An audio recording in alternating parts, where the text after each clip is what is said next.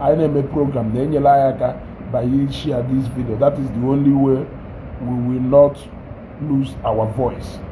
Now remember that one night we can Mathias onye si omena buze eziokwu mepere new office n'isi ụmụnna anyị ịghọtago wee sị na ọ chọrọ ime protest na 4th of March. Now obido tax ụmụnna anyị chọba ndị yesendiri ego as usual ụmụnna anyị ndị n'obodo oyibo ndị chọrọ ịda support si ife ọjọọ na-eme n'ala Igbo bido sendebari ego mgbe anyị sense the danger I sense the danger do n'ife ahụ ọ na-achọ ime, knowing fully well that this is another way o si like that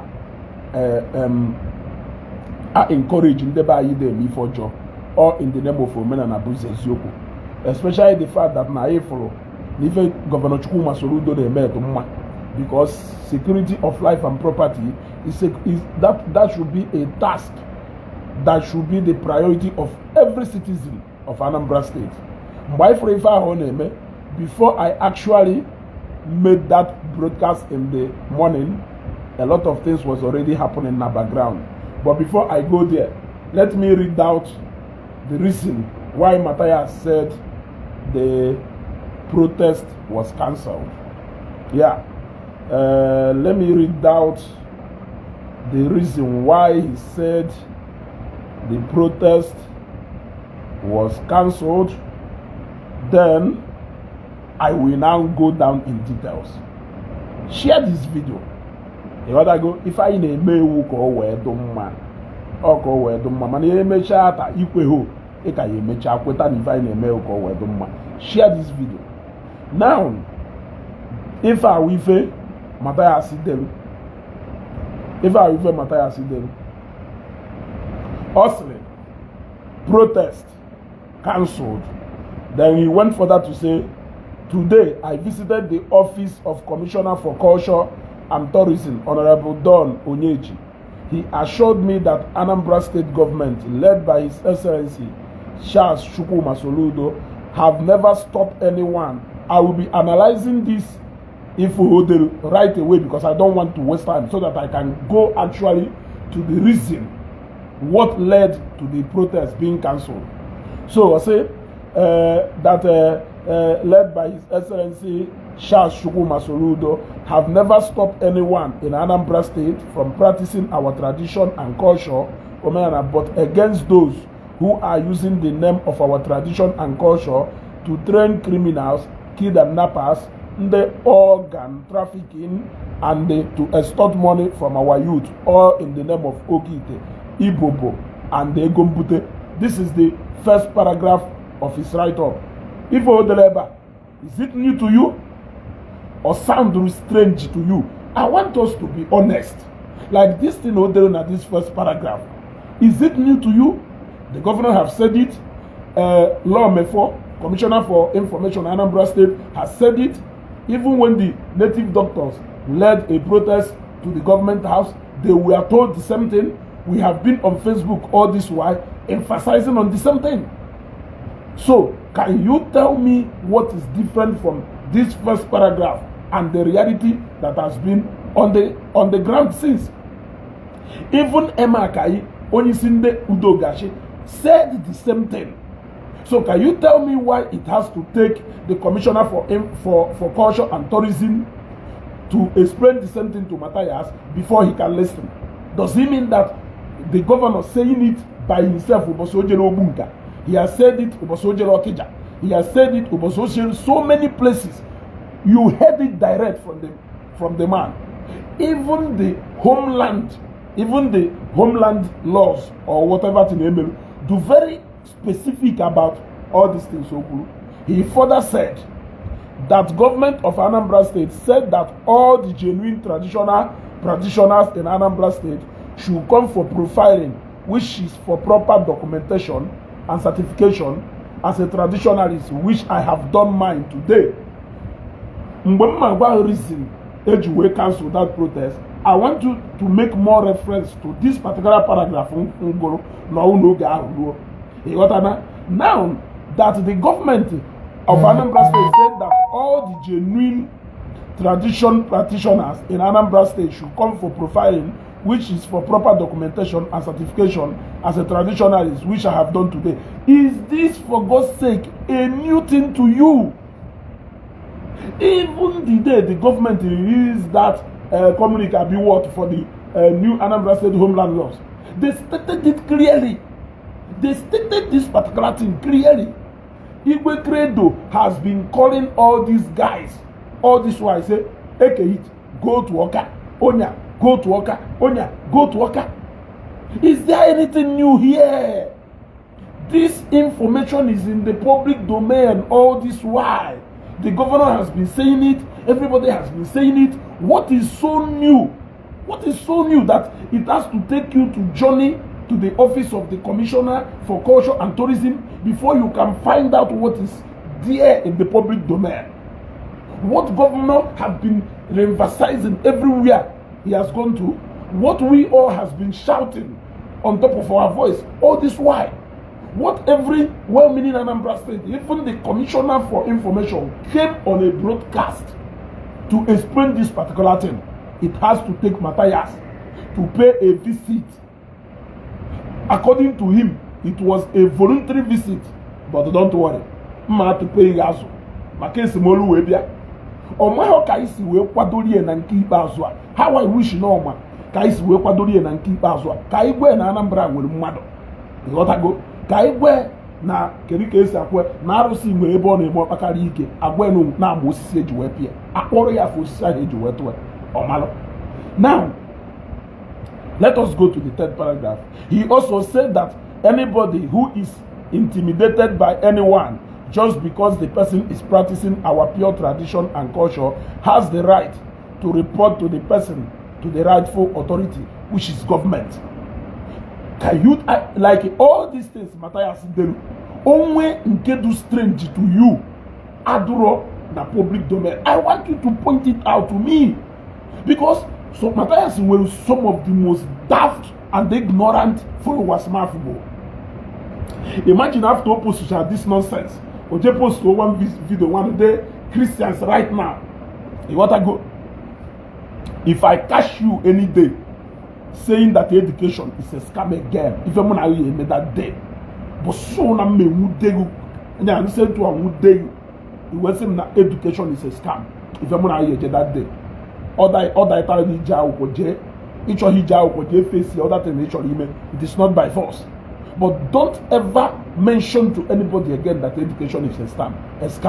Because when you see people like Mathias, if you see people like Okombudibia, if you see people like Akwokoko, and so many other people, Maya like Ekorogafa, you will indeed know that education is not a scam. Because these people surely need to be educated. These people surely need to be learned, so that they can actually behave. Now, let me continue. He also said, the commissioner also advised all traditionalists in Anambra State to join hands to make sure all the criminals in our tradition and culture is being chased away in our society. Because even in the olden days, evil people are not allowed to live in the midst of the innocent citizens. Can you tell me what is so strange is in what Mathias is just outlining? For God's sake, even if he has not heard this from all these people, Governor, Commissioner, I was also emphasizing on this. I said that Nando Menana should be happy na Soludo le Nyelu Haka Ahocha from Oka. And the Noblo Nafa Muife that this is opportunity for them to join the government to clean up their home. Did I not say it countless times? I said that they should join the governor and clean up their home. That this is opportunity. I even call on every Ezebo North. I told them, rise up. This is the time for you to speak up against this evil. I even said that everybody should rise up and join the governor in this fight on about insecurity in Anambra State. Can you tell me? In fact, this particular lineup, I was overemphasizing on this part this morning. Every other person has done that. Miriam Willow has done that. Adam Libo has done that. A lot of people has done that. Credo has been saying that. So Governor Soludo has pointed at that. Commissioner Mefo has pointed at that.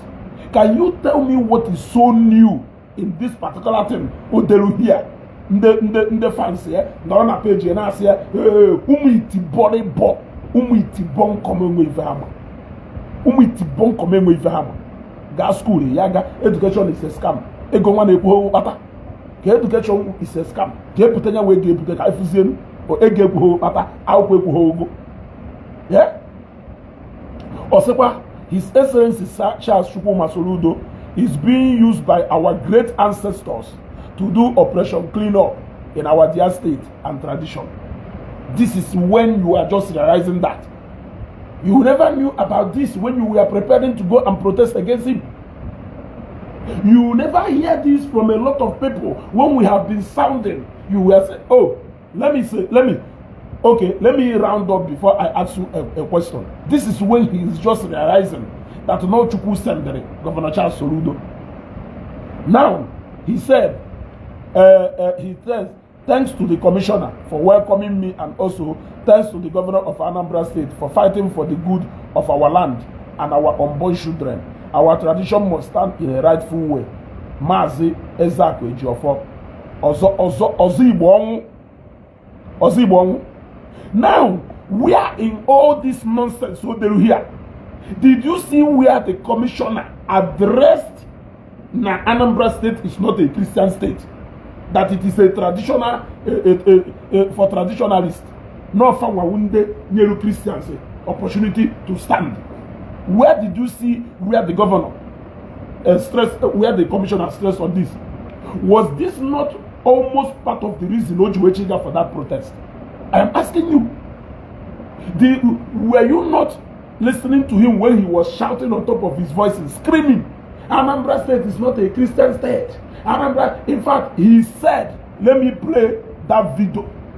Let me play that video for you, where he said it can never happen. Look at it. Maka. Gente. Okay, wait.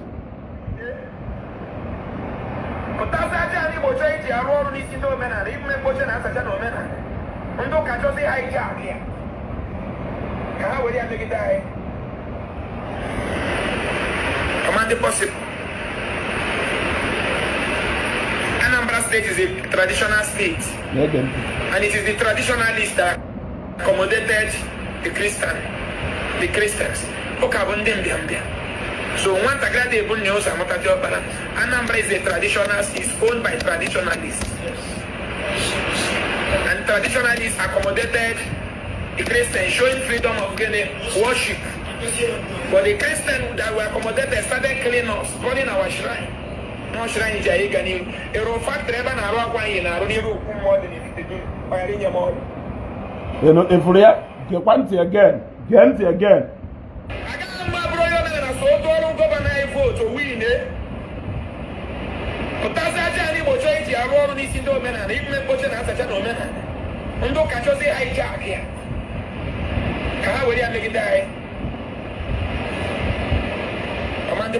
Omando possible.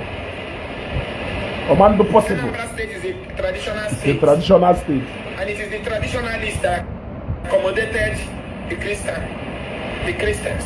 So, my people, where exactly in the agenda of this meeting, Ogalo, can the commissioner for culture address that part of Anambra State is not a Christian state but a traditional state, and it can never happen? No, ni hu ekoya no.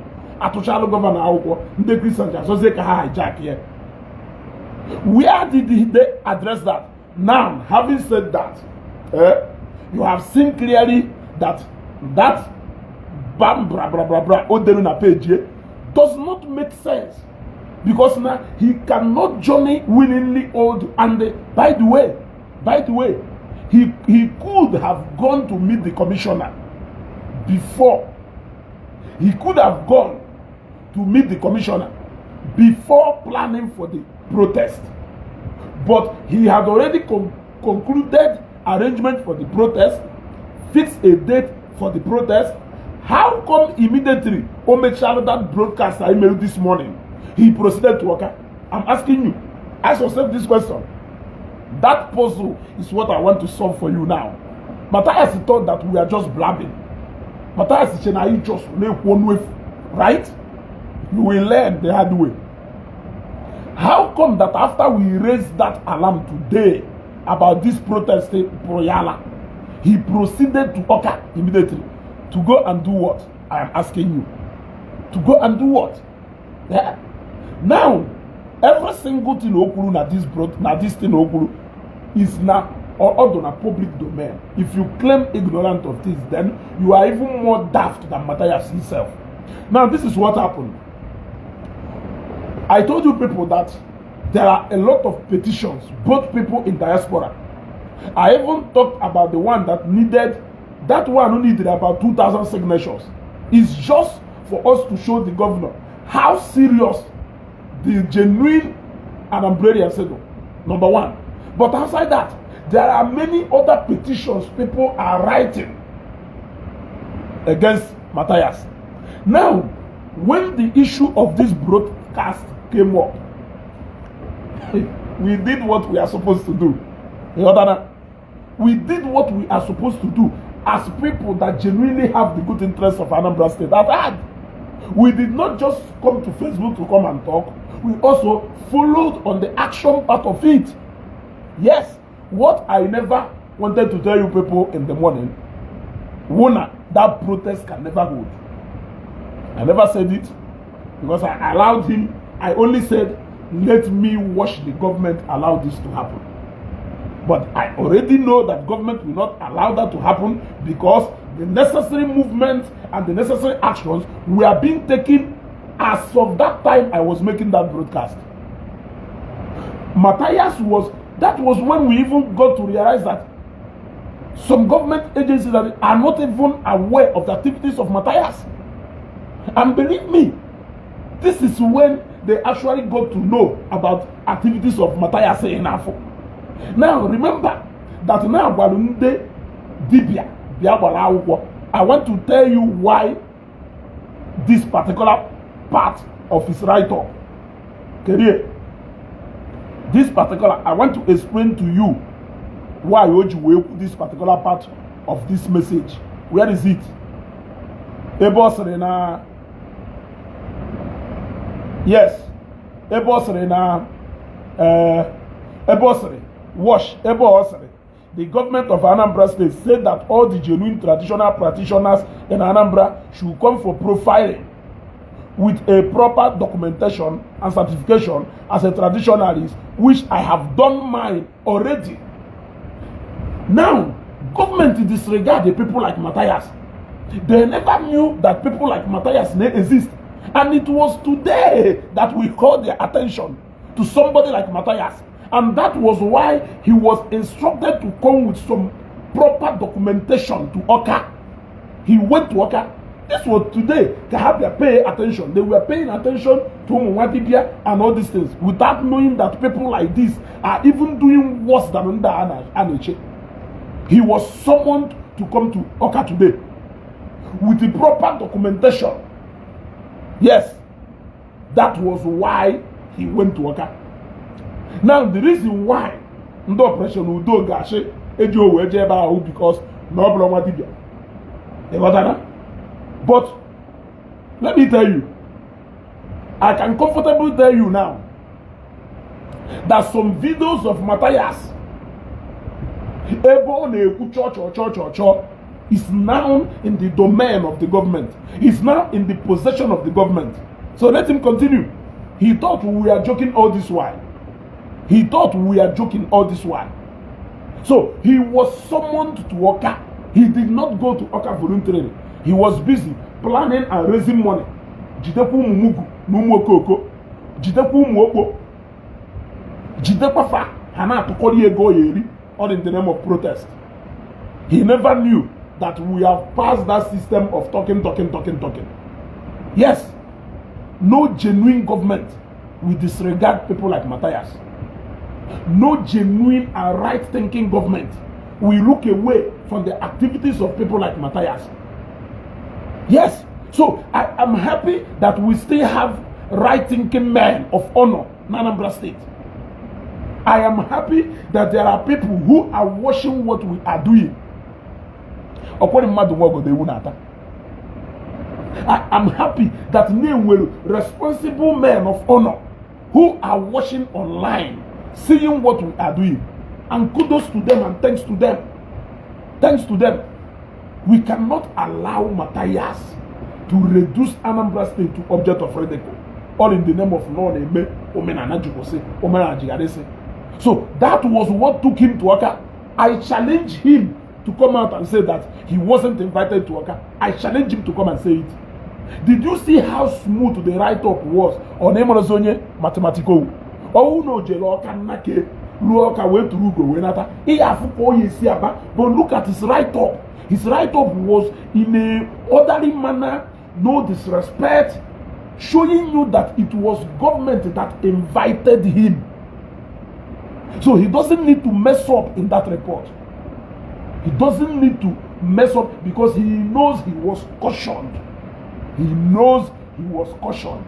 That was why he started now preaching now, encouraging people that the government means well, that no, the real ordinary people, that they are free. But for job. That is when he now knew that the government then actually then atonto and then the name for job. Or Marobia before and the way. Ocho Koje Wolu go trade the one credibility of women and Dana Go look how we get more fame and popularity. Now he is now explaining government policy and agenda to people by himself. Yes, because he has been mandated to make that the object of his message. He has been mandated. It wasn't an option. So if he had proceeded to make that protest, Afayak, I was sorry. But now we want him into like that young man. Behind all this war,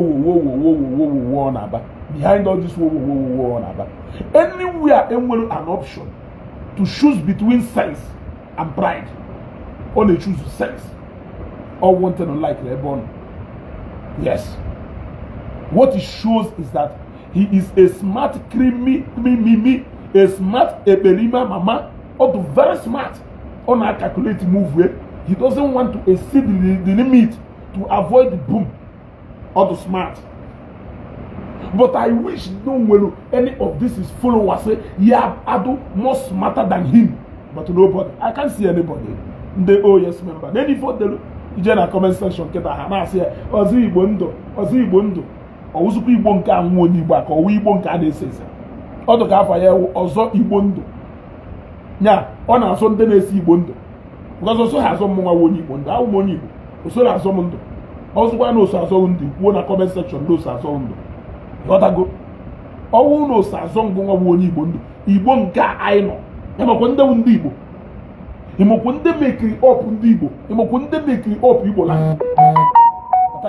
asị na ọnyịnya nwa na-azụ ndị Igbo ndụ nke ọzọ nyazụda famili ndebe zakụ ndụ nyazụọ famili ihe ndụ o wee zọba ndị Igbo ndụ oke afọ na-egbu nwa nkịta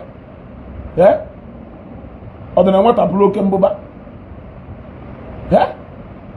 ife na-agụ onye adụrọ n'afịa iche na-ata eze lachalụla teta zaba ọzọ Igbo ndụ negodo onye goro ya na-azụ ọkpa negodo nnukwute traza ha etu a ka iwoje onwe gị atụ karịrị ụsụ jeti n'ime onye fitighị nụkata ije buru trailer si nọ private ka ị chọrọ ịnya ịfụta mee nụkata ije buru trailer si nọ nya private ka ị chọrọ ịnya ị na-azụ ọzọ Igbo ndụ lukata ife na-agụụ onye akọchighọ otu mpụ ana ọzama eze ọdịmegwu onye akọjuo otu mpụ ana ọzama eze ọdịmegwu ofu onye ofu ọkpa na-aza akwa agwụrụ ọzọ Igbo ndụ ọ na-atọ ọzọ Igbo ndụ ọ na-atọ ịka aghọ ọzọ Igbo ọnwụ n'ọgba ịka aghọ ọzọ Igbo ọnwụ n'ọgba ka nkịta aka mmale na mkpụrụ mmiri a na kolose ya na-aṅụ nọ nya na ịṅụcha ya niile ejikwa anya gị mana ị na-amụ ma na-eme na mkpụrụ mmiri na kolose na-egbu mana ịmụ ife you went to say the commissioner for culture and tourism ị mara ebe ọfisi edu before ka ị mara ị na-eyi eje fie why na ije hụ fie since if you were fix the protest ana m ajụ ajụjụ so ị mara ị na-enwere ọfisi dị etu a Mathias no while na Emmanuel will office to Ministry of Culture and Tourism in Anambra. It must since you one until you get a call from that office. It must since you one. Yeah? You were called to come and explain what you are doing. You were called to come and explain what you were doing. When a report about you came in, it was referred to that ministry. Yes, because what you are doing is strange to the government. Yes, it is strange. That was why you were called upon to come and explain so that they can know exactly what your mission is. Now when you came, after explaining everything, you were cautioned and you were told to go and do the profiling, and that was what you did. Ebata, were they the most decent, the most organized, and the most responsible write-up in the analysis in Juwemano? This is the best. You deserve an award. Iyekwe government and top government wabala carry government akoko for bawo government take hit for bawo government onyese Jesus for bawo government okungu dibia for waloso government maasi dibia for waloso government ndemwe dibia ndo so for kusi make post na their page. Government or your mate, they are not your mate. You were humbled. Look at how responsible. So, Mathias is very far. Come to the and I'm a joke. Like, Mathias is doing this thing. Come to the yeah. Now he knows that government that they should go and they should go and they preach to people. They should go and educate and enlighten people. But I have been saying it all this while.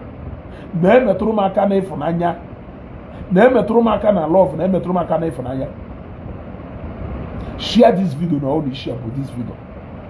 Let us expose that lie on our Turunda. Yeah. Yeah.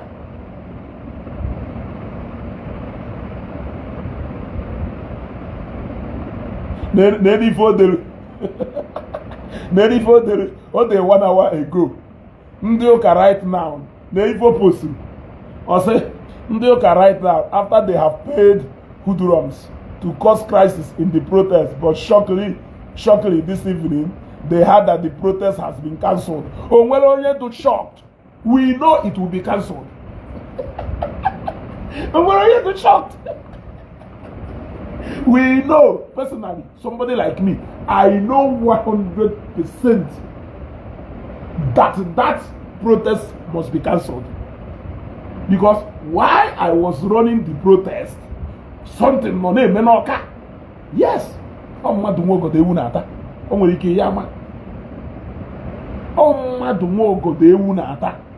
while I was doing that protest, something was going on in Oka. And I am happy to see the result of that.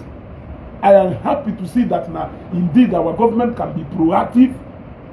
I am happy to see that, indeed, government will eating with preventive measures. I am happy.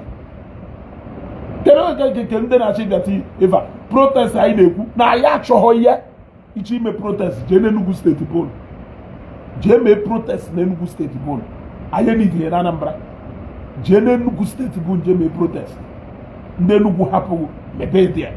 We don't need it in Anambra state.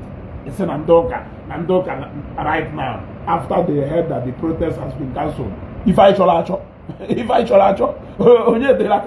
we are celebrating. Because we don't want you to go and start causing nuisance at the street of Oka. People call who drum say when Anambra State. People have people na capital city. How do we back that? Na monitor shop in the higher just was snabba.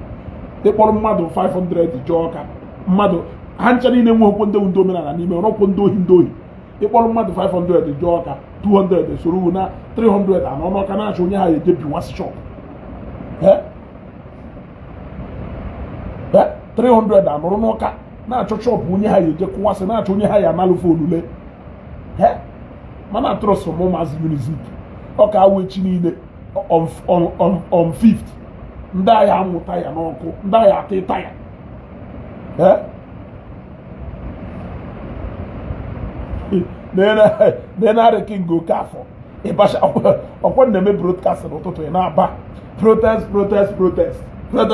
jame protest now jame protest okwo na me broadcast n'ụtụtụ na aba na say the protest must go on, the protest must go on. Go and do the protest, come follow. Go and do the protest, come on. No. Look, let me tell you. Mathias, Amabuho, Ndenya na make ife. Remember the day he announced that he will be coming to Newu. I ran a program. Mwese, kamalu nde no na Newu ifa, shori po. Kanga bi use okwu nwe ka o si wedo. Pota na Newu nke aya. Owala ọsọ. Ka ha kana asho na ebe ha ya agbata ani. Ha kana chebe ha eburu block welwe. Ozire ntị nkafa na eme. Ha ma ife ha eme ha ebido ebe membafa. Ha wala ọsọ ozugbo. Mwe ko ha suo. Wee gbe na Nnewi ahụ nonsense yo. Puru nonsense ahụ na-eme na ọ na mkpo, ndị mkpo hapụ nọrọ ebe ahụ na-eme. Nọrọ ebe ahụ na-eme. Ni ịkpọrọ ndị side ụna maka onwere onye Nnewi ya so ga-eme nonsense yi na-eme.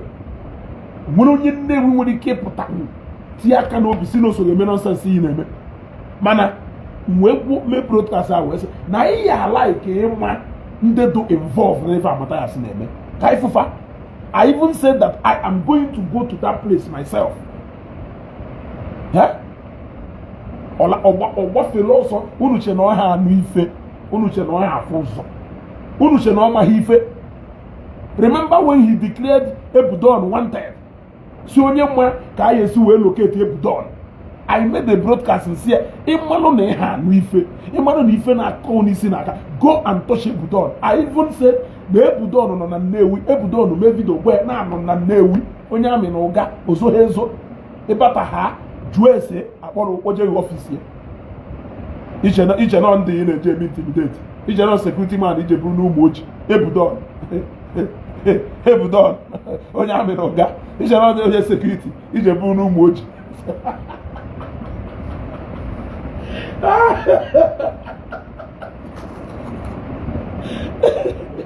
If I just start with material, you want to go? If I just start with material, I'm very happy when Ebudon came out. Yes, I Kwadolie. If you go to the Onaba, if you go to the Onaba, Ebudon, he had that ways to go through Ebudon. And okay, ngwalo na match stamina ezugo uru jere na nji egwu they go to watch Ebudon. Okay, ke ba na yafu threat and na yafu one or two things do look like ezugo n'ime and agụ adagu ya Ebudon rijuru afọ onye ameno ga rijuru afọ ọ ha ndị na ye create employment ya na eti mkpu ịghọtago joke workers na alụrụ ha ọrụ ekpu star workers.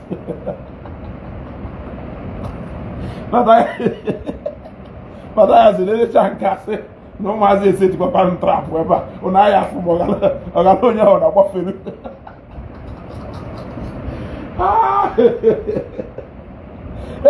Maka ọma na nke Ebudon na-awụ trapụ, ọma na nke Ebudon na-awụ trapụ and na-eke onye a ka esi nwee shanwụm onye aka amaghị jide ọdụ onye ka nji wee sịgo na ma study shago the man fo o nwere wisdom arụrụ ana, o nwere wisdom arụrụ ana. Remember when we wanted to cage him about that security guy ọtụrụ ịga otiri tie ya ozugbo.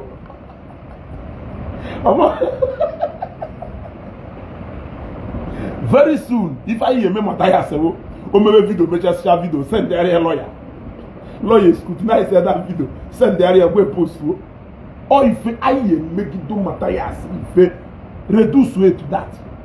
Yes, we want people who are responsible in our society.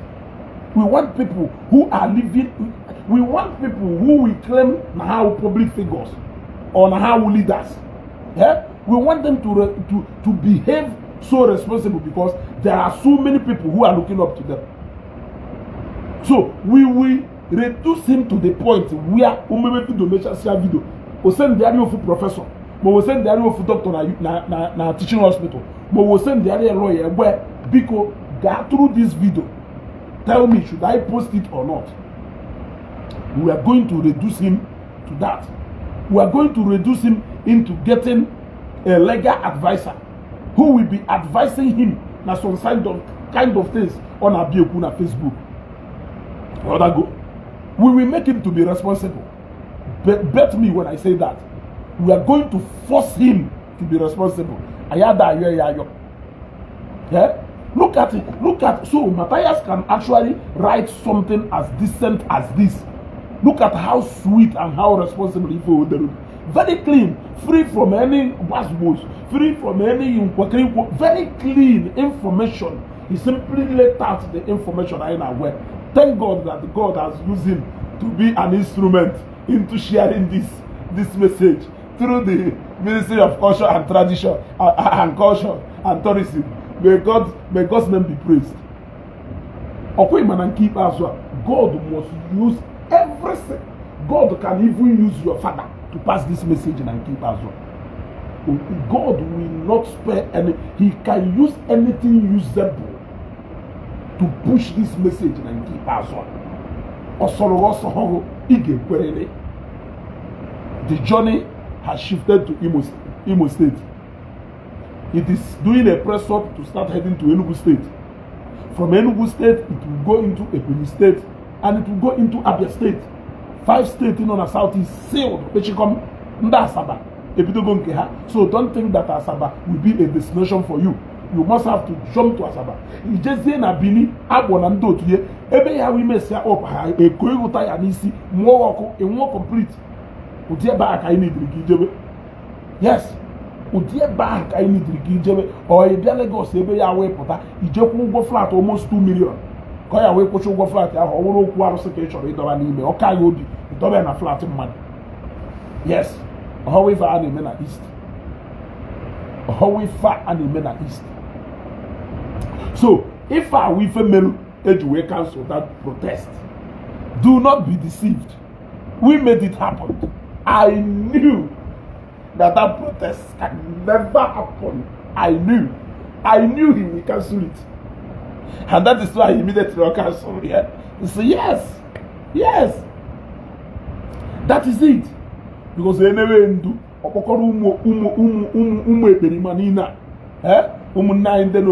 send the ego in abundance. Some of you they send the ego. Family who no attack for family who no leka. No obodo you they send them Mathias ego. Ome mbochi. Onwa na-etiri ị na-send them Mathias ego. On go ike nne na akwa osisi over 1 month and 2 months na rice ya agwụgo ihe nye nwunye ego ka o bu rice mana Mathias kwu ha fiara na send the ego maka na una like ebu dodo ono na like ebe ọgbagara na ado anything do capable of iwopu peace n'ebe ndị Igbo no ụmụ dure dị iti ego na ati ego na in dollars we na sponsor every mayhem do capable of imebia na buy una na sponsor isi nnọọ ya donatala ụnụ na mma nọ n'ebe a ka ọ nọrọ ebe a na organize onwe ọ baga into real estate buy into car dealership buy into ife niile ị nọrọ obodo oyiwo na-agụbụghoghu nọrọ there. Thank God na world leaders are now doing press up. Trump ebidoge very soon these strict immigration laws. If you don't have any choice but to come back home. Because as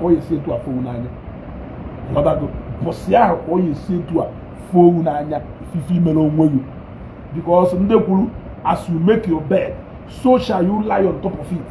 So if you sponsor insecurity in the southeast here, you can't stay in Onwa. You must have to go back home.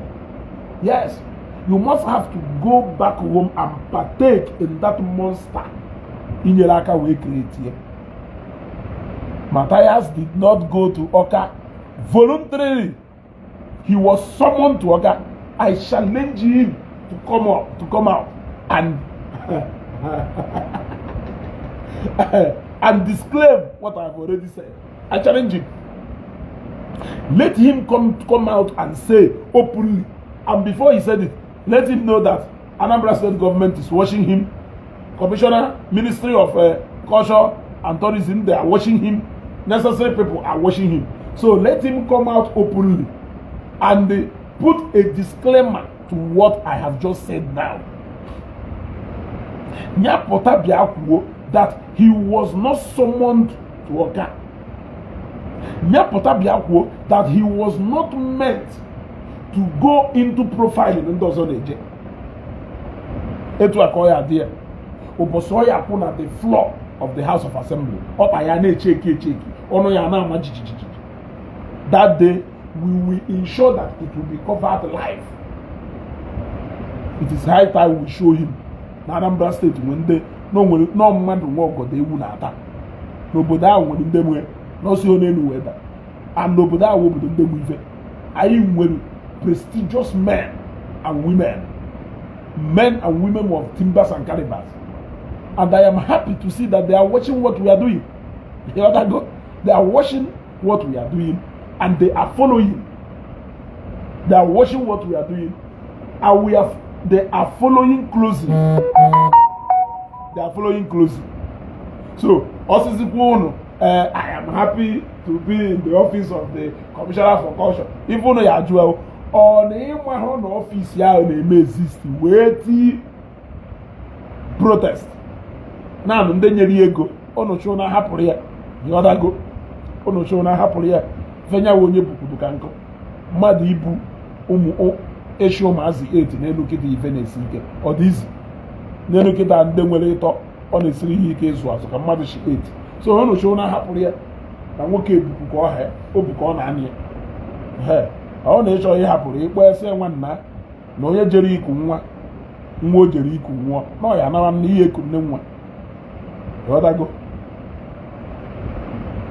Onye jere iku nwa o jere iku nwụọ. Ị naranụ ihe eku nne nwa ka ihe eku nna nwa. Chineke Mathias ya sị ọgọrọ ka mmiri nda.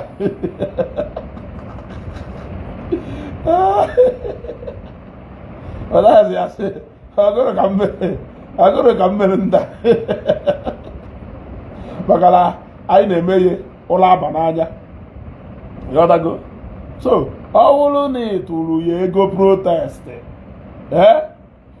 jekwa na-alụ ya ego na nwa ịbịara iku anwụọ na ọzụkọ a na-echọrọ iku nne nwa ije kuwe nne nwa kpọkwa na fonu sị nwanne gbaaga gbachigha aka ka ọ gbachigha alụghị ego nwekwa ego bara onye ahụ aka na-apụta chenji agharị apụta ego niile unu sendịla gboro onwe na nke emere aka onwe nke chenji pụtara ọsụkwa nya wụ na-edebere onye otuto toro n'abụ ịma na 6,000 or 14,000 na ya wụ otuto abụọ ụnụ tụta 1 million chenji ya dapụta echi niile etikwa another person.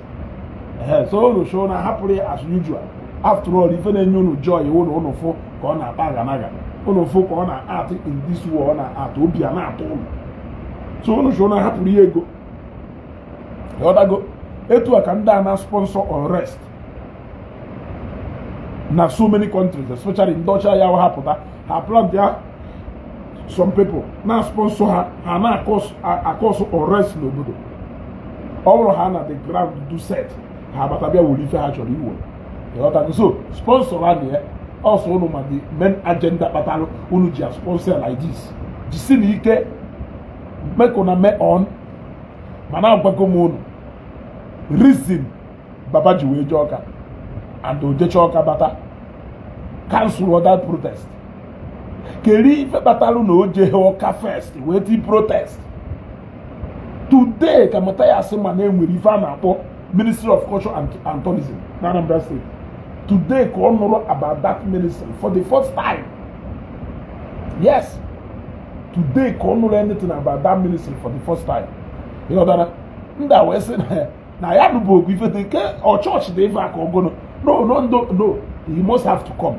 Let us have a chat with him. Whoever you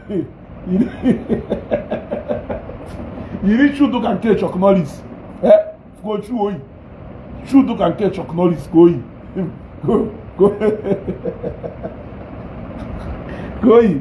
We just such a chapter, but here we just walk.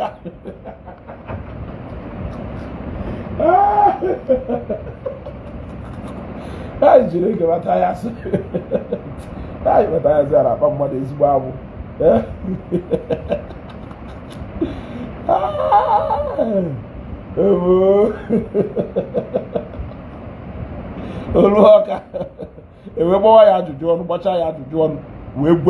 You must do the needful.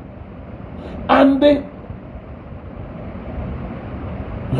Master King, if I don't make a live video on this, what will I get? You don't want us to talk about it? I thought you people were planning and warming up for the protest. Why do you don't want us to talk about it? Yeah? We successfully scattered your protest, and you think we can't talk about it? Yeah? Go ahead and protest na fort. Go ahead and protest. Yeah? One man no buda with them way umwitiboribo. Yeah? Umwitiboribo. Anambra State wo obodo ndị iti.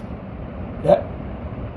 Hey, onye jelmo tears all over my eyes. Ebe kata na ma akwanse na ma abia be broadcast. I'm not gonna say na ma abia. Na ma abia. Anambra State ya onye obem. Njekoro cha ebe aka na ama.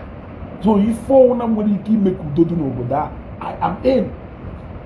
Ifo na nwere ike ime kudodo n'obodo a, I am in. So you will see that from today, no a bido a pass message now to umu okukere kunina nebugari ite no ni ibobo no ogbo ebe niile. You will see in the good this right up with them if you no prepare go away, because he has been given a task to go and join in liberating our youth. He has been given a task to go and join in educating our people to know what our culture and tradition entails, to know what the real ordinana entails. He has been given that task, and I am hoping that he's going to do it very well. He has already given a direction. Let me show you Ebonye direction in case if you don't know. Look at Ebonye direction here. Kiwe maleba ebebu na Ghana. Ebonye direction.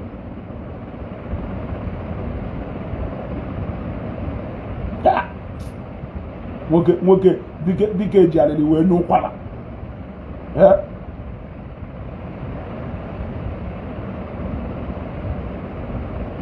Na ebe onye direction of Ife gwara ha mewe ebe a now.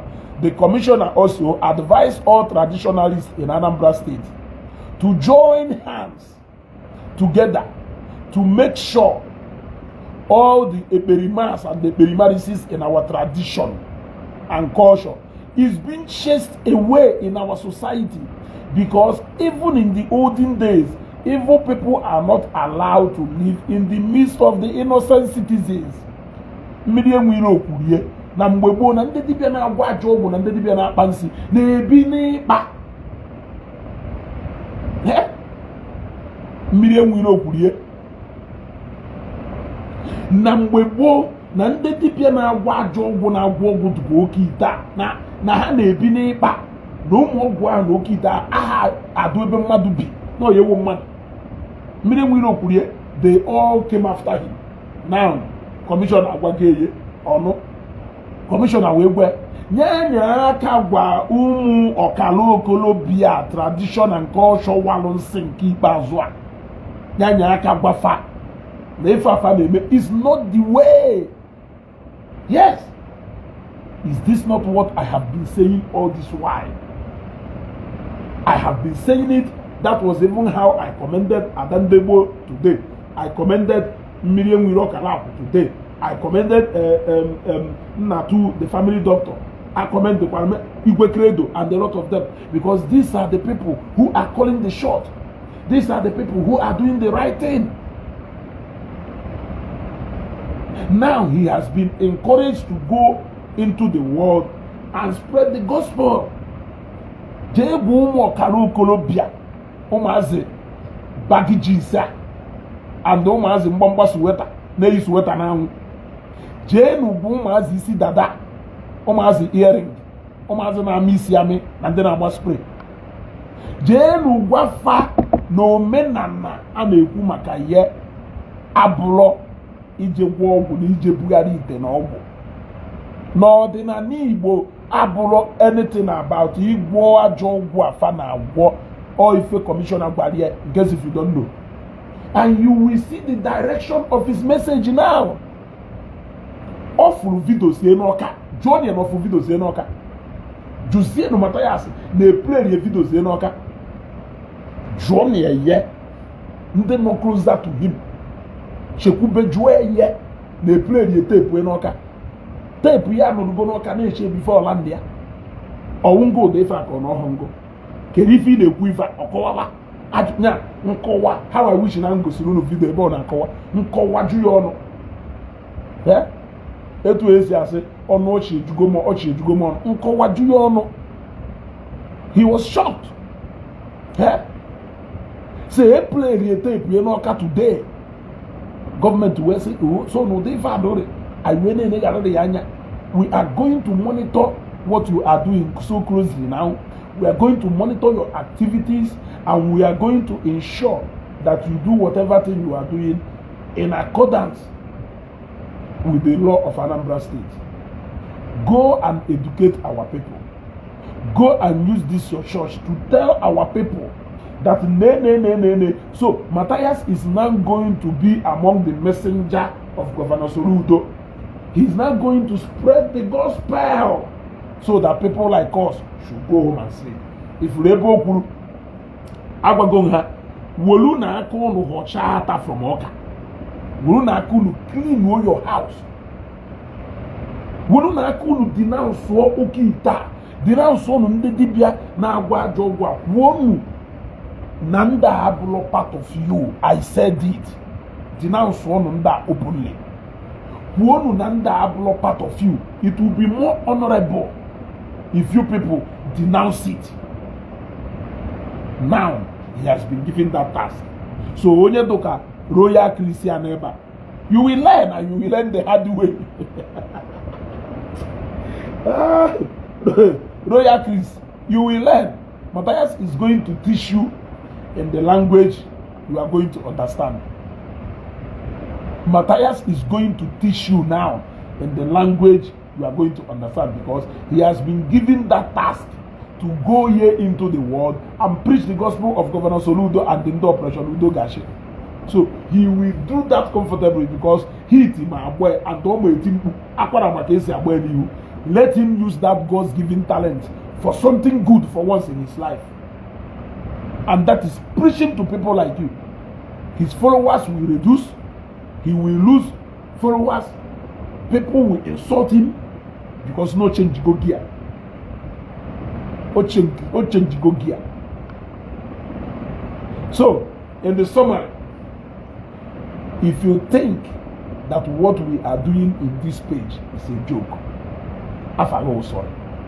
Let me tell you, we have intelligent people who are following this page. There are, in fact, this page is meant for people, for intellectuals. They are the people who can comprehend with what we are doing in this page. Page abrofumu okoko of whom is here we won't get past that. You go. Page here abrofu nditi na ndala. Page here for people who will ogugu isi. And the me ogugu isi na page here. That what if I know. Yes, that what if I know. Okay, there are men of goodwill, men of timbers and calibers, prestigious men of Igbo who are watching us. You know that?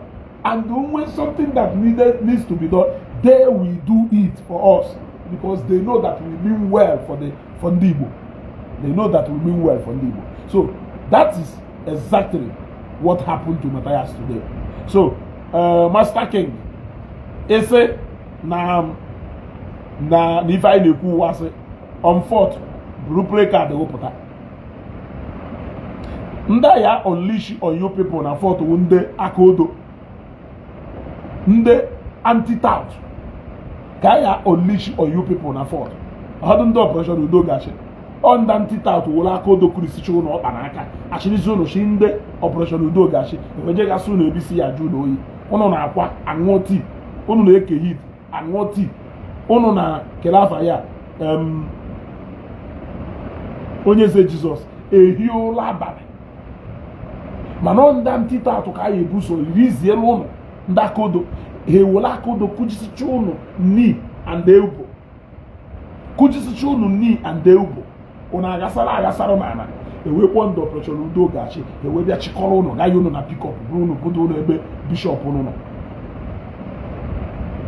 Master King nke ka m na-agwa ọ kwesịrị akụkọ on fourth kwado inwe ego moto bịa na mmenye ama na onye nyere ego moto ya ebu unu jee rie na kpọọ m na mmenye in fact in box one personally mma akwọ taxi ya bịa buru ugwu gbairi AC maka ama na ya dụrụ izi na ịnaba mma akwụ taxi ya ụgwọ gwa nye gbairi AC na highest ka AC koo maka na ụnaghị ahịa ihe ji ọkpara na ọhọkpa iji je ka ihe eji na ife ha na-asị etu anyị si wee bịa anyị na-abụ etu anyị esi na ya akara anyị mma onye mara ọkpa o ji wee benye were ọkpa ahụ wee na ọkpa ibi ji bịa ka ihe ji wee na so enjoy that AC while it lasts because ụna ya adụrụghị isi ndị anti-tout mechaa ya ife what ife a na-akọ so kwado na fourth. In fact Mathias did not cancel that protest Master King Mathias did not cancel that protest that protest can you hold to that fourth. You other go on fourth kwado pụta n'ọka ọkwa ekwu eme ka ọdụ ka ebe o kwuduru ha esi wee take off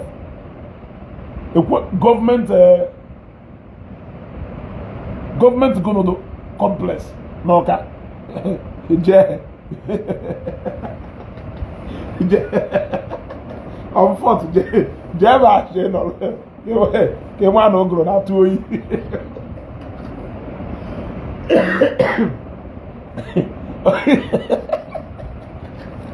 on fourth je ebe a je nọrọ ka nwa na ogoro na-atụ oyi Master King ịsịrị anyị don base in Nigeria dekwa na amata ya sị ego nyere na mission afọ eruru eferu ị na ọzụkwa ebe a na-alụ lụ ụbọchị ahụ ga agwa na-akwụ n'ụgwọ moto na onye moto jụrụ ọya refund ego dekwa na ala ego kpọkwa n'abalị ya kwuo doo si kpọwụrụ ndị bụnụ si gbaala ego ahụ ma onwe nwanne gị si gbalụ nwanne gị ego ahụ ịghọtago kpọwakwo ịmalụ na inyelu matematik ego werukwo kịta agba chifo ha kwee efo okwu ebie na otilo anyị agwa ya na-akwụ n'ala oke hayas full payment ya maka ọha akwa half payment gwago na alụsị L300 na-akwụgori ụgwọ gwago na oke damfo na-akwụgori ụgwọ ego ha anago otilo ọha wee weta chenji ịmala etu o si wee richasị ụnụ rie chenji o richara ụnụ rie chenji etu aga o si eri ego niile etu aka o si eri ego niile na-abata ya n'aka oricha orie chenji olilihu rie ego rie chenji hu you are finished otirọkụ n'ụwa obodo oyibo ụfọdụ ime uru jere n'ala unu n'iyi ịgbara plen si ebe a jee obodo oyibo eluka guy nọ na mpọ nọrọ ebe a na-alụ local champion isi nna egbu ife na-eme guy you have a shallow reasoning. I must not support you or Mathias to make a stand. Gwana ife na support on them to kondo kite ke na support. Gwana ife na support here. Tell me exactly what you are supporting here. On them to ke na support. Kondo kite ke na support. Kondo hina ndama or ha ke na support. Actually ka mma ke just na gafe ụzọ. Gafeta na page ya ma ife na-ekwu. Because I don't understand the point you are trying to make here. What point are you trying to make here? I am answering you. Ọ bụrụ na nyelu Mathias ego ga-abago voicemail. Ego abago voicemail. Forget about it. Ego bala onye aka dapụta. ịgụbala onye aka dapụta aka ya bụ ka aka gọm ọ na-ete supagiri n'aka ụlọ ọ na-alụghị ụlọ okwedo ọha ekwe ewepụta ụlọ na-eso onye ala na-echu oyi wee jụọ ọka na-echu ọpụ na ego niile a ọ na-anakọ ha onwe ụbanwe ime afọ njegoro ezigbo chu ịmụkwụ na white oyi nwere chu ma na-enye kedu ife na-akwa m ife ka m gosi uru shu ya wawo na nwunye Mathias otu ishu a na white ya ọ bataruo ọka kọmishọna fụ ha kọmishọna ya ebu ụzọ sie kọmishọna ya sị you are welcome sir you are welcome sir anyị egbe nye dọrọ na ka m gosi uru shu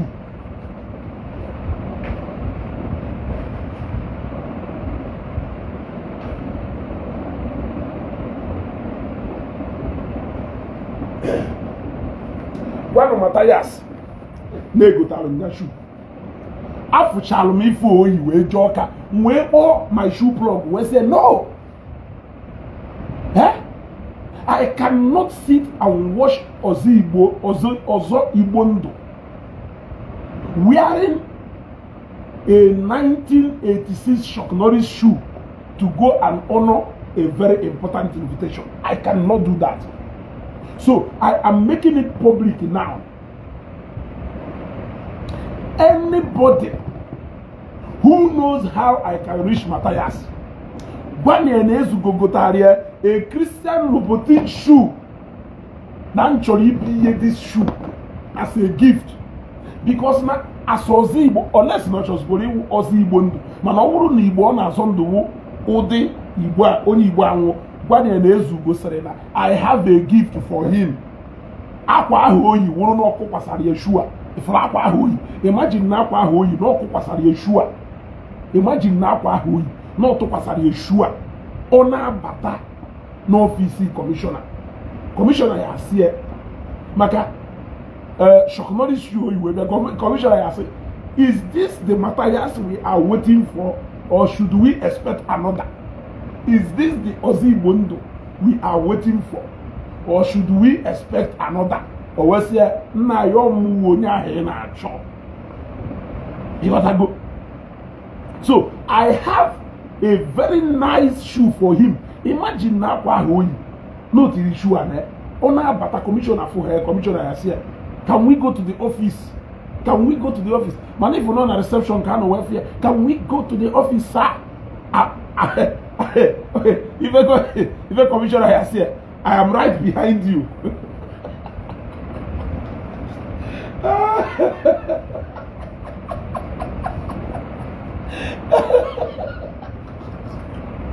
So, when you know how this shoe we get to Mathias, I actually called my shoe plug to say, man, if you let me Igbo, you want to go?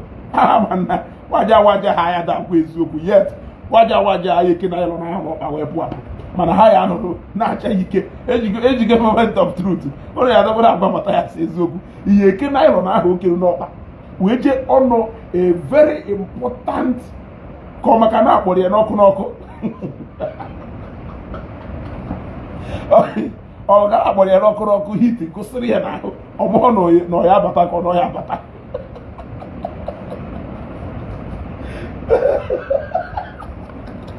maka oge kọla ya bịa mamịrị ya wee nsị ya wee hit ya esi na ntị n'anya gosiri ya so ọzịko I I'm just imagining the kind of shock and tension this man ya nọ n'ime mgbe da kọrọ batara ọ ya sị hell ọgọdọ ka mmere enwe ọgbọnụ m oke ite so ọ bụrụ na o nwere onye member Mathias n'ebe a ịghọtago gwanye na m nwere a nice shoe for him ịghọtago ebe ahụ perfect size with ife ọ ya ehihie nke ahụ oyibo aka na abụ ka eji adọ ya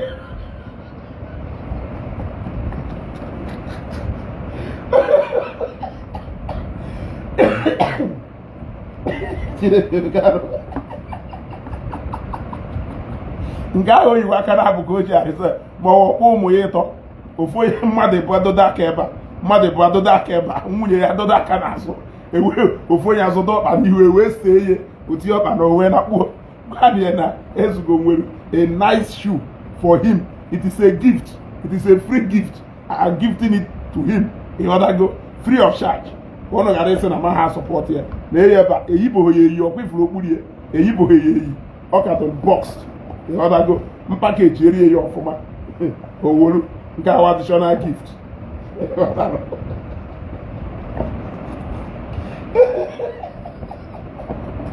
And the gift to our house of Muye.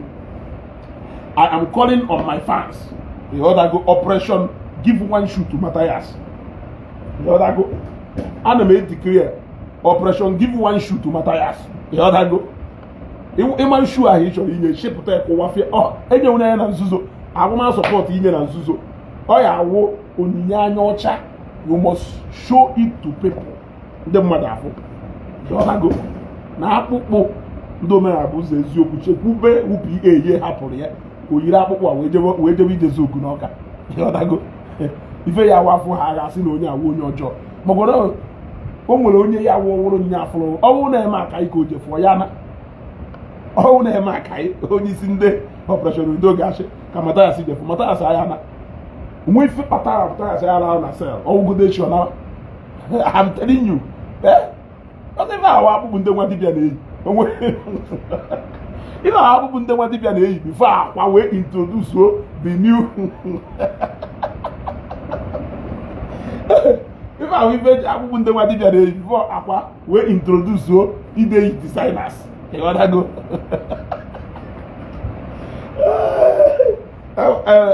I wonder she can go about the troublesome. Now, one night working. Go get a body by Noka. But what are you walk out seat of power? Ọnọdụ ka ị nọ na Lagos ebe a akpọ na ala Hausa ichere akwa ka ị nọ ọkpa wee jere ijezu okwu na ala Hausa family ga-ahapụ gị pụọ staff awọkarị ahapụ gị pụọ mata zitere mmadụ ha aka anyway that is by the way okay those Emmanuel say that one no be true na su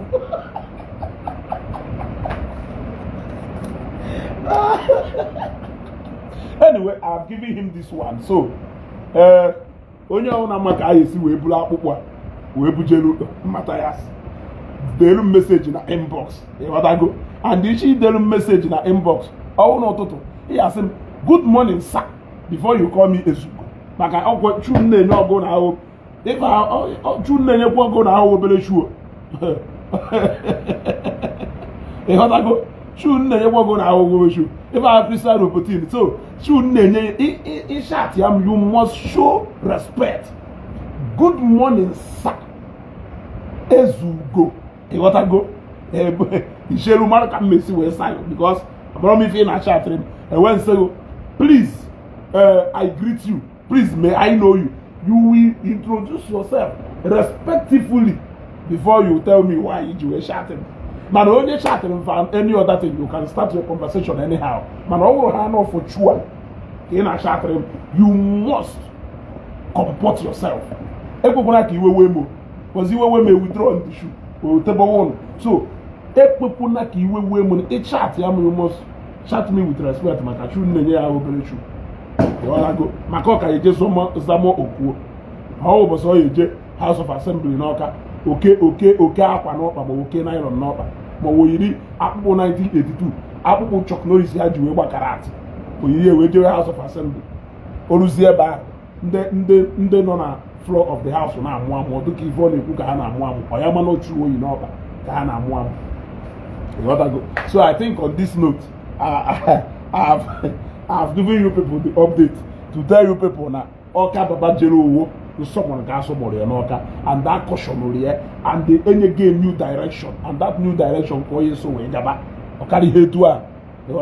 you can see he has started living a responsible lifestyle by the right of Odelu. That person should always stay close to Mathias. Don't leave him. He needs you more than what on our that thing only is in Abuja. Let me read it once more before we go. Let me read it once more. I'm very impressed. Yeah?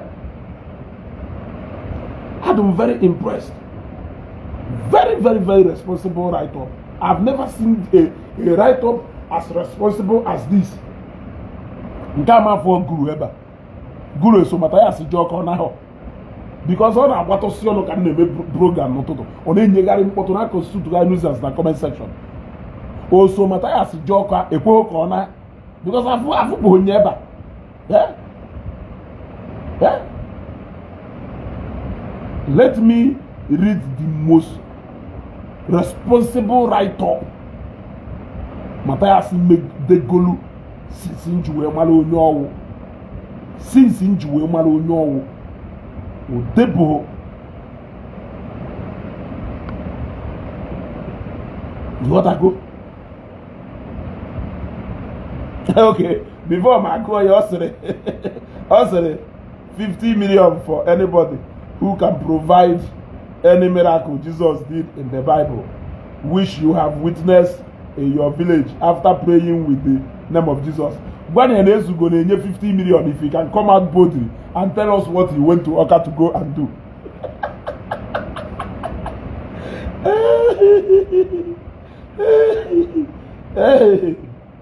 When he is going to work 50 million now, if he can truthfully come out to tell us what he went to Oka to go and do. Or just go to Oka before and then you protest away. But you know, of course, other distraction, of course, no, we can't forget. So, let us go through this peaceful and most responsible broadcast. Protest cancelled. Today, we need to know you are. Mathias will lawyer deliver. Makashu. Oblo Mathias did this thing. Mathias cannot construct a responsible, well-detailed and well-analyzed without provocation. In fact, a very enlightened write-up like this. He can't do that. Eh? Oduko si okabata. Jewe na nke lawyer direct. No na nke lawyer did this thing we post to. I say protest cancelled. Today I visited the office of the Commissioner for Culture and Tourism, Honorable Don Onyeji. He assured me that Anambra State government, led by His Excellency Chukwuma Soludo, have never stopped anybody in Anambra State from practicing our tradition and culture, which is Omenana in bracket, Mathias in Edefa, but against those who are using the name of our tradition and culture to train criminals and kill their nappers, the organ trafficking, and to extort money from our youth, all in the name of Okite, Ibobo, and the Gumbute. Hi, Unyedenu Mathias. In fact, the government of Anambra State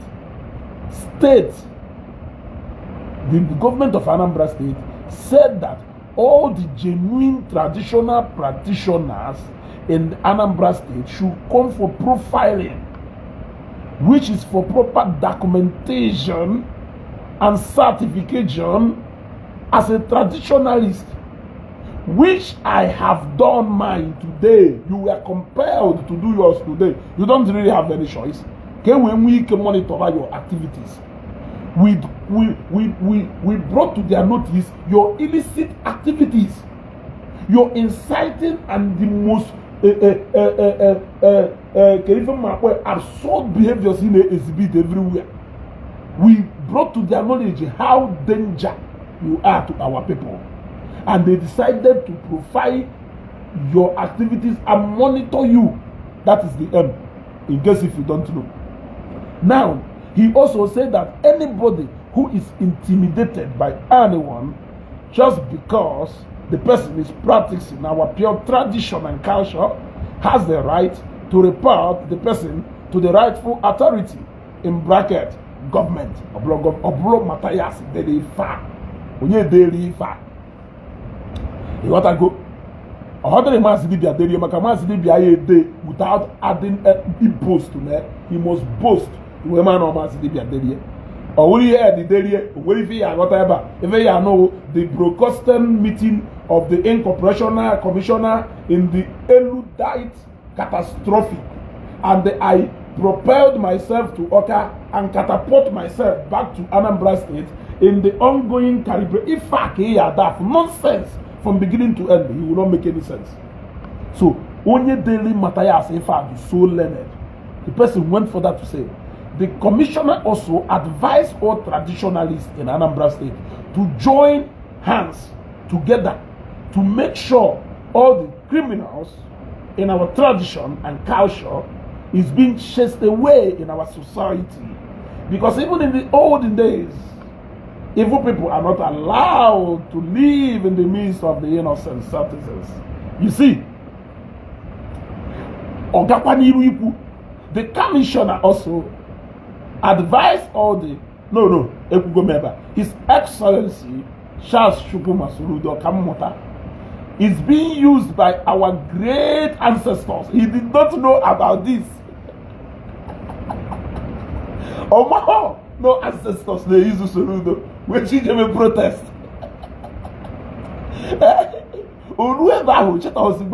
Anambra State is a traditional state. We can never allow you to declare Anambra State a Christian state. He lost his voice.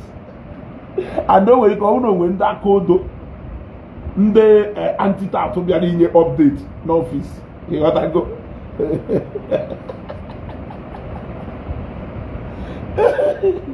Thanks to the commissioner for welcoming me, and also thanks to the governor of Anambra State for fighting for the good of our land and our unborn children. Government will be your mate.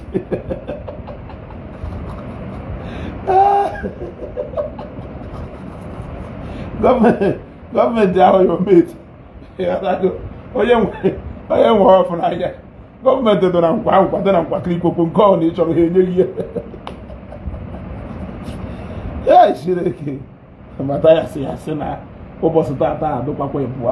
may a day like this never come again.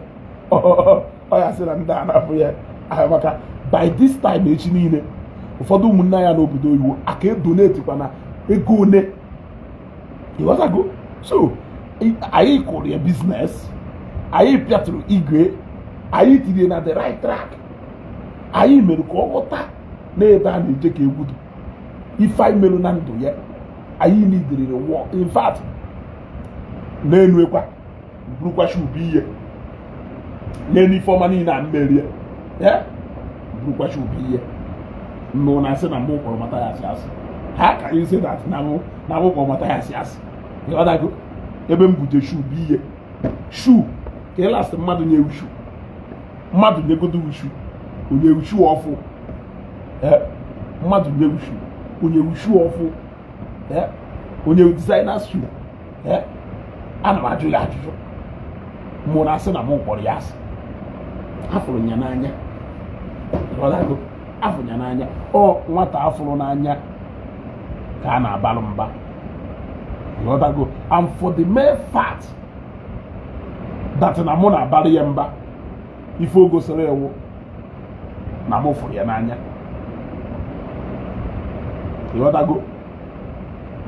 Ife o gosiri ewu na mụ fụrụ ya n'anya.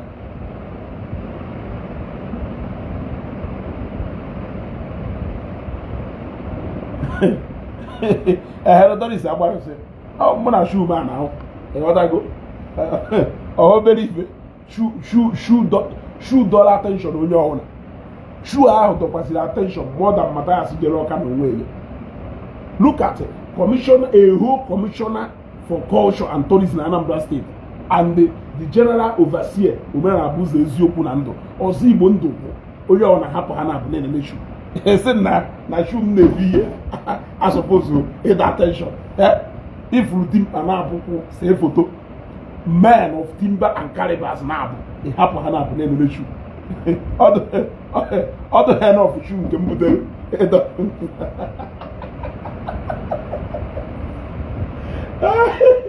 Even them want to pay attention more to the shoe, carry for them. Even some laughing emoji on a fiber. Oh, you're just going to one money for you. So I want to shoe, can the mother have one. So the best thing you make it up, go in with the actual reaction to if I hold the logo. He edit the picture, hold the record to up there. see that picture again. Okay, what I go? If the right reaction.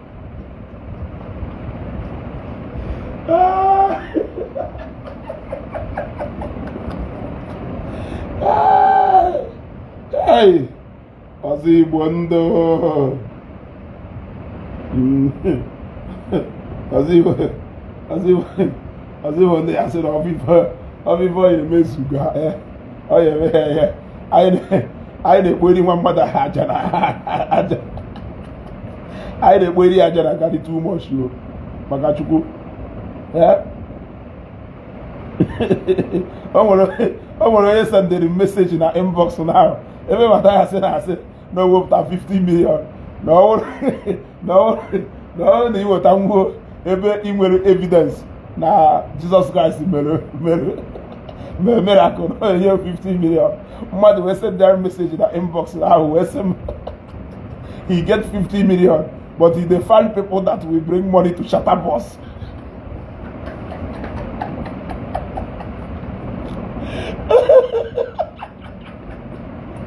I don't matter when no job.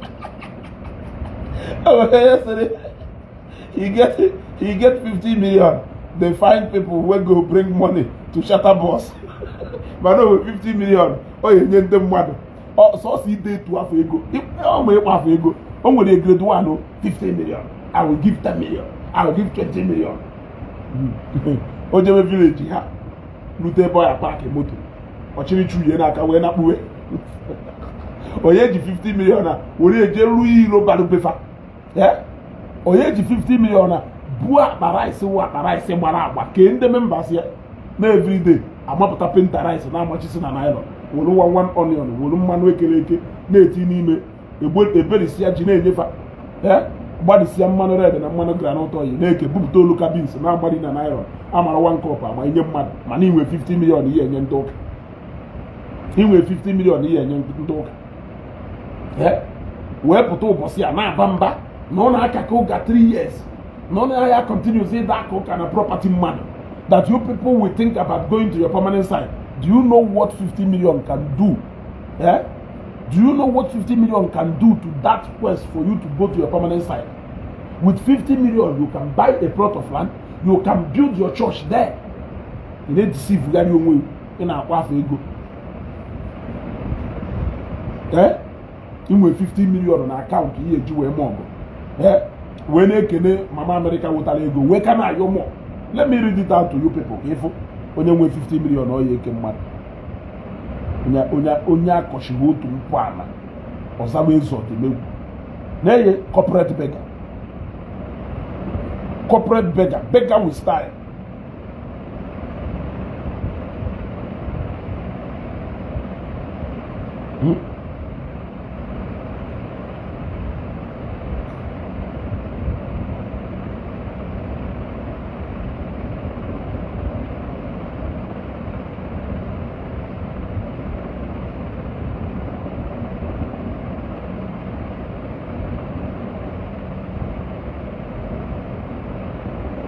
Oh, all the work delete Siana. Oh, delete Chakwana post to Nina Bao Puru Maka. All the work delete Siana post to Nina Ebo Puru Maka protest. Oh, hey, anybody specific instruction. Hey, anybody instruction. Oh, Agua go delete see go do. Fact, all the office commissioner will delete see go there. What go to this post to here before you see here for o delete see yo die ndo to Mathias but no wise. He has deleted every single post, both live videos o melu maka this broadcast. He has deleted it. And don't be shocked that if you go down through his page, no deleting a lot of videos.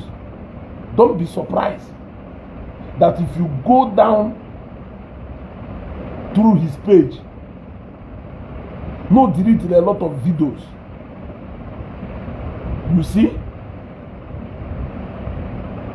You see? Of course, every single video melu about that protest has been deleted. You understand? So have you seen? He just went to Oka for him to be schooled, and they had to be very happy that he was indeed schooled. The other go share this video. Remember, we are coming back tomorrow morning. We are back again.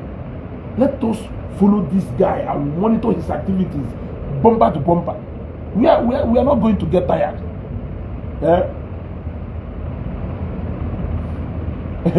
Leave our brother, please. He's rich and can afford that money. He's low-key billionaire.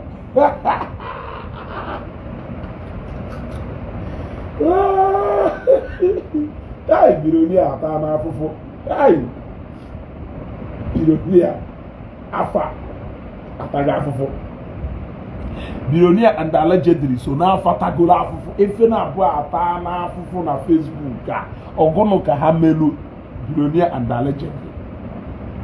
Okay, at this point, I think I will draw the curtain here. Share this video.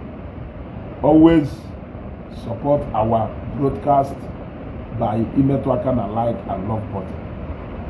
Share the video. If I na boss was your man, will only last. And if I name remember those days when Anambra State, when southeastern Nigeria used to be the most peaceful region. When you come back, you travel to the east to go and rest.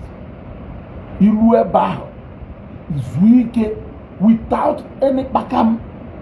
Are you happy in the southeastern Nigeria of today, where you feel safe in Lagos, but when you go back to the east, Benang, Ishino Binaka? Or if you should look at how we always feel free to move about, to move around at night here, to hang out, to go to anywhere. We feel free to visit people here, but you cannot do it at home. Is that the kind of southeastern Nigeria? Is that the kind of Igbo land you wish for yourself and for your unborn children? You know that go? So, if you must join our campaign. You must join our campaign. Ebudodo koganiru nado. Ebudodo koganiru nado. Mana ebo una udadoro. Nde nwelu ulterior motive, they take advantage of that.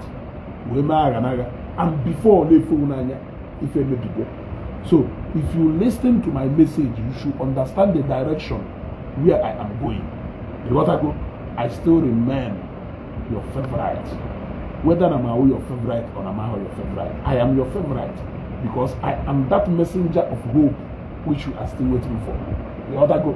I am that preacher of peace and hope which you are waiting for. Kabania Mala man onya afuluta ka afukwa yechi na uzuro. You know what I go? Echi ile akam makariata. If I chugari di weta ho. By this time echi ile ine nwere anore. Maka na obago. You know what I go? Kobo sta mala man. Kashivoni.